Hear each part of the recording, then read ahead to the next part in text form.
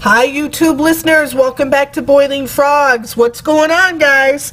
Well, today in doing some of my research, I came across an article out of the LA Times talking about a rocket with defense payload launching from the Vandenberg Air Force Base this morning at about 3:40 a.m. So if you noticed anything unusual in the skies, that's what you were looking at, folks. A rocket carrying a U.S. national defense payload was successfully launched before dawn on Wednesday. Alright, so something to just be aware of, and they don't want you to know. It's a secret. Shh, not going to tell you what's on there. So the other thing I wanted to talk about today was the methane leak in Los Angeles, and I know a lot of people have already talked about that, but that's okay. We're going to cover a little bit more information on that. Every day I'm always looking for current news on what's going on in there, and today I came across E&E News, and their topic today was formaldehyde. They are saying that formaldehyde is coming from the massive LA gas leak. They're saying it's very dangerous to the public, and it can make your body start digesting itself. Isn't that lovely? So that happens when it's exposed, when the methane is exposed to sunlight. It can turn into formaldehyde. And they're not releasing that information. They're not telling the public about these things. Another byproduct is benzene. It is also a colorless and flammable byproduct of petroleum. So that is also in the air. And then the other thing that I ran across today was an article talking about radiation.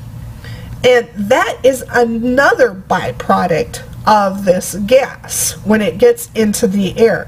So according to experts from the International Association for Protection from Ionizing rays in France, lethal levels of naturally occurring radiation are coming out of the well, and people will die from that radiation.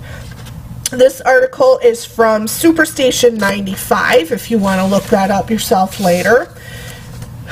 One of the things that they talk about is how much radiation, and they go into a lot of numbers, and I'm not going to cover all of that, but put it all into one summation. It's bad, people. It is not good to be exposed to this. Why are the authorities holding back on all this information?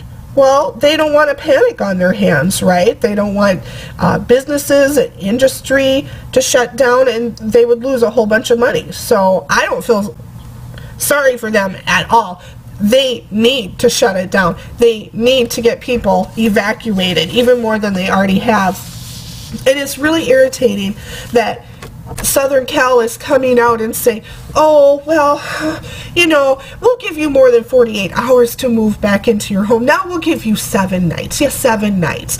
So during that time, all the methane, the formaldehyde, the benzene, and the radiation, they're just going to suddenly be gone, right? When they haven't capped the well yet. It hasn't been capped, and they're not sure when that's going to happen. They are talking about by the end of February or sometime in March. That's a great deadline.